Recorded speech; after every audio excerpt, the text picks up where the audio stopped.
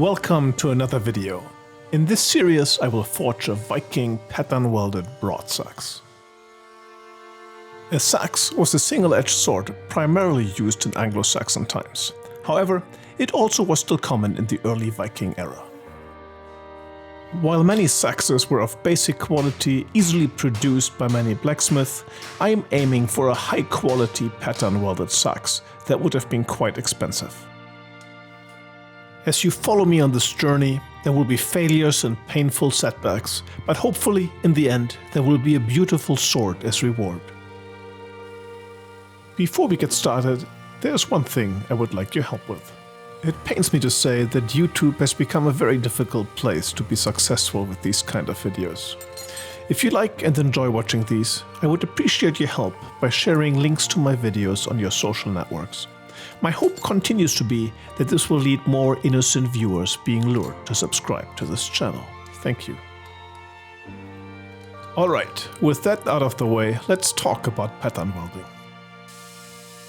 So far, I have cut a lot of 6-inch pieces of 1075 and 15 and 20 tool steel. I will put alternating pieces of steel into 9 layers total. That is 5 layers of 1075 and 4 layers of 15 and 20. If this is all alien to you, let me explain more. 1075 is a reasonably plain carbon steel that will etch dark when put into ferric chloride. 15 and 20, on the other hand, contains a lot of nickel, which will stay quite bright in comparison to the 1075.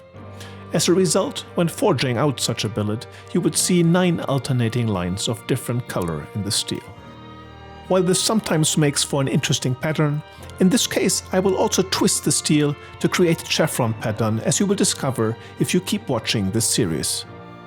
Interestingly, as you watch me assemble these billets, the different layers of steel look about the same. This will continue to be the case until the very end.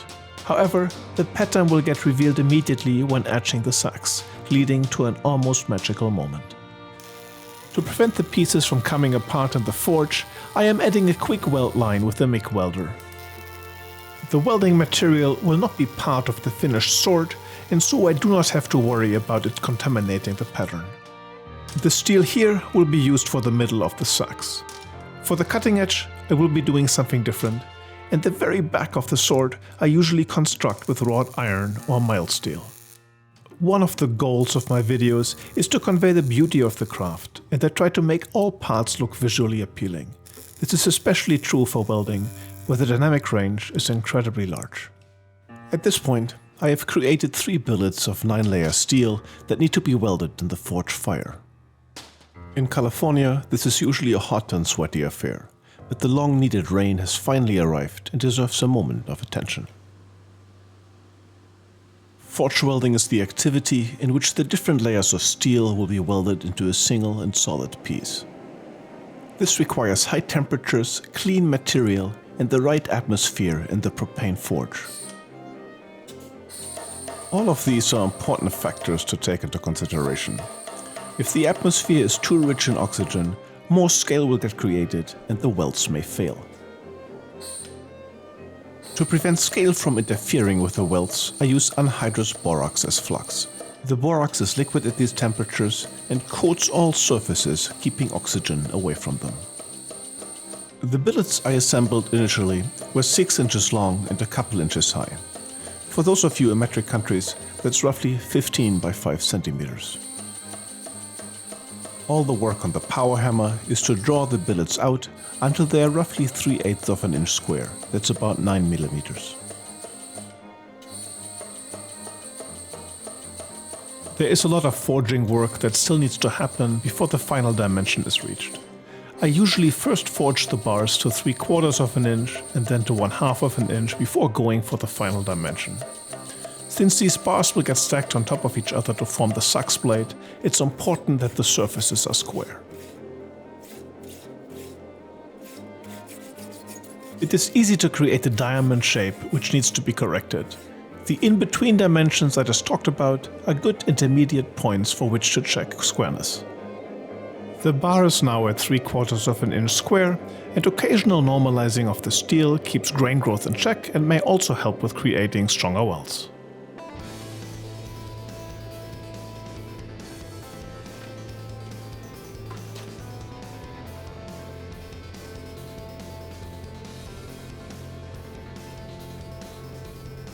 To give you a sense of time, it is another day and the forge needs to be relit, and yet more drawing out is about to happen.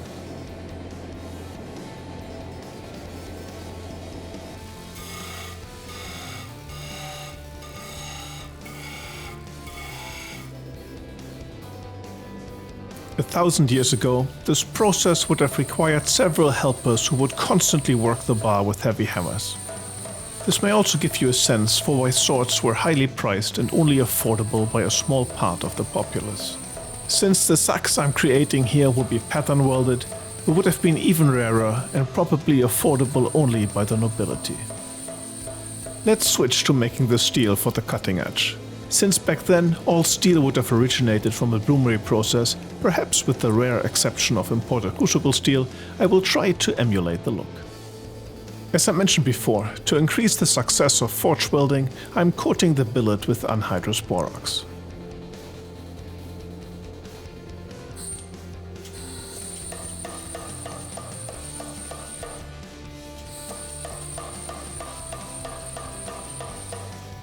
Unlike pattern welding, where I limit the layers to 9 or 11, for the cutting edge I want a high layer steel, and in this case I'm combining 1075 and 5160.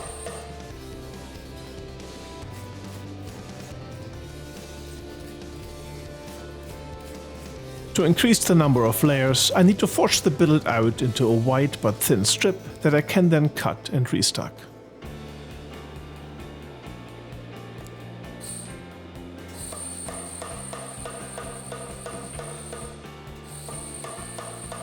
You may be saying, hang on, you promised us a Viking-style broadsax, but so far you're just showing us forging billets on the power hammer with no end in sight.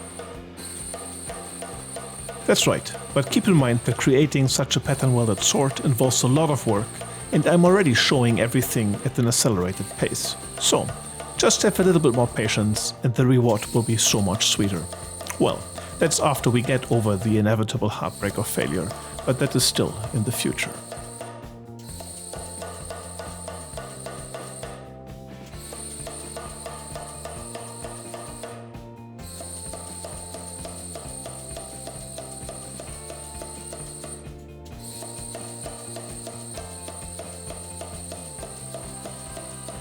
At this point, I have forged the billet out to a wide but long strip that needs to be thoroughly cleaned and then cut into pieces.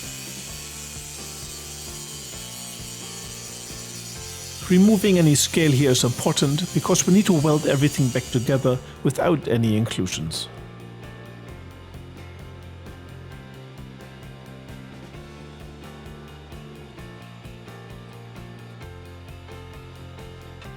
As you look at the scale, you can clearly see the different materials that will be visible as a pattern in the final blade.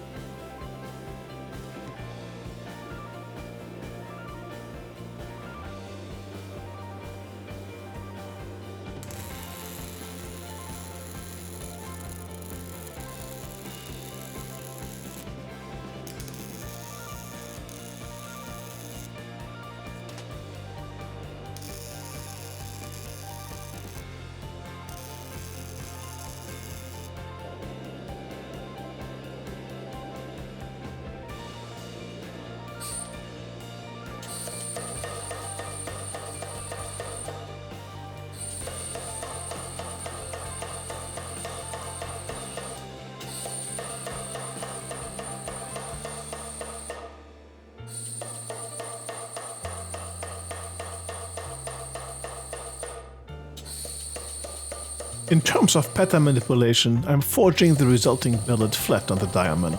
This is also a good test for the quality of the welds.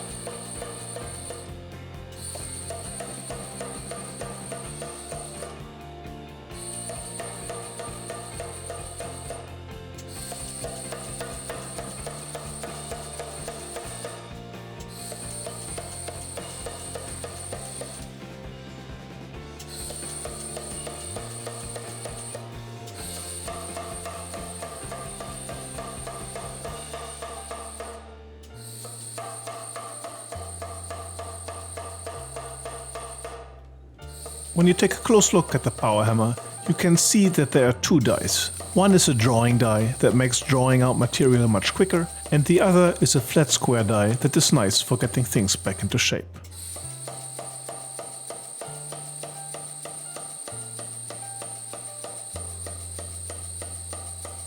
After having spent hours at the hot forge fire and the power hammer, the work enters a certain rhythm and becomes almost meditative.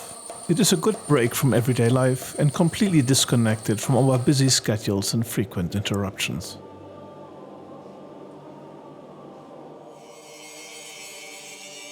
To get more layers, I'm just repeating the process, cleaning up the steel until no pitting or scale is left, recutting it into equal length pieces, stacking and forge welding it.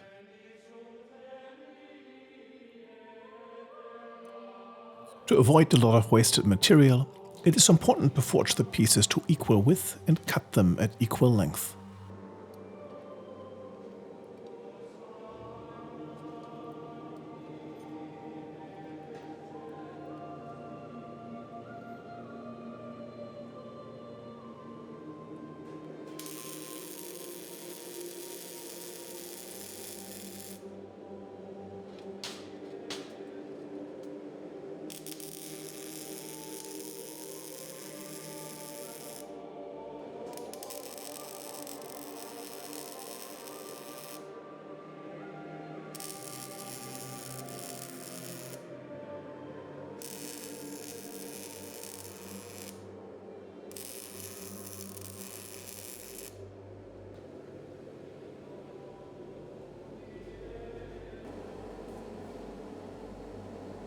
I have now reached my final layer count and just need to draw the bar out in preparation for assembling the sword blade. Since I am working on a Breitsax, the bar for the cutting edge will be twice as wide as my usual bars.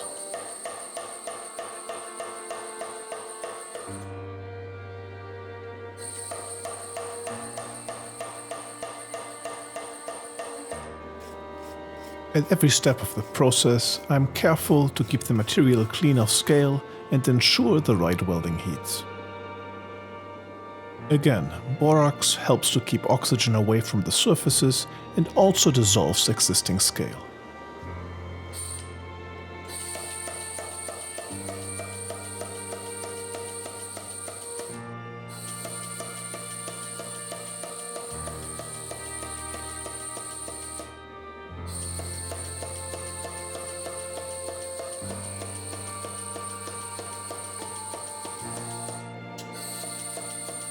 As you can see, the bar has become significantly longer and will actually be long enough to form the cutting edge for 2 Seax blades.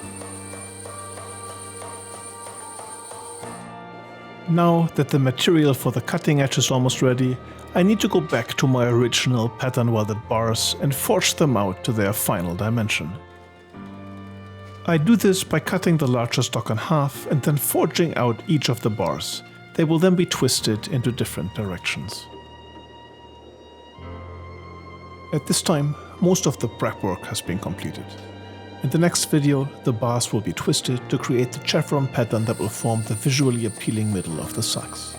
If you like this video and am looking forward to more, please spread the word by sharing links to these videos on your social networks, Twitter, Reddit, whatever it is you can do to help expose this content to more people. Yes, we need to take education seriously.